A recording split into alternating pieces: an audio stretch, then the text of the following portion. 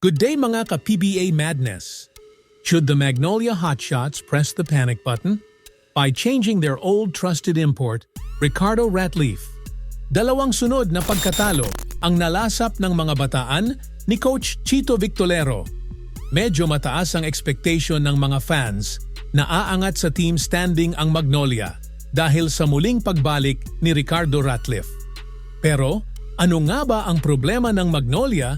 Tila hindi sila makasabay sa aggressiveness at extra effort ng mga mas batang team gaya ng Converge at Northport na tumalo sa kanila ngayong Commissioner's Cup. Mga kamadness, para sa akin, hindi pa kailangang palitan ng Magnolia si Ricardo Ratliff. Tumatanda na nga si Ratliff at maaaring hirap na makipagsabayan sa bilis ng mga batang player.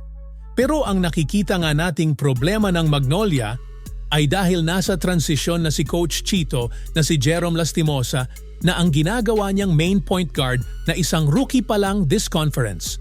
Wala na yung pesky at pressure defense na ibinibigay noon nina Gio Jalalon at Mark Barroca.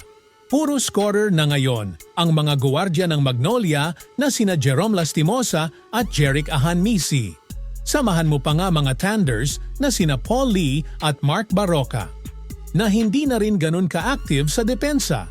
Sa pagkakataong ito, kailangang mabuo ang team chemistry ng Hotshots at magamay ni Jerome Lastimosa ang kanyang mga teammates.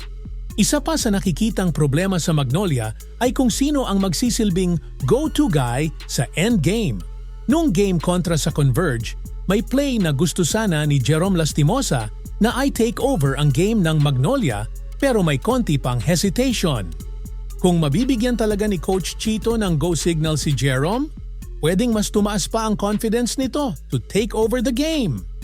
At pwedeng dito na magsimula ang pag-angat ulit ng Magnolia sa standing.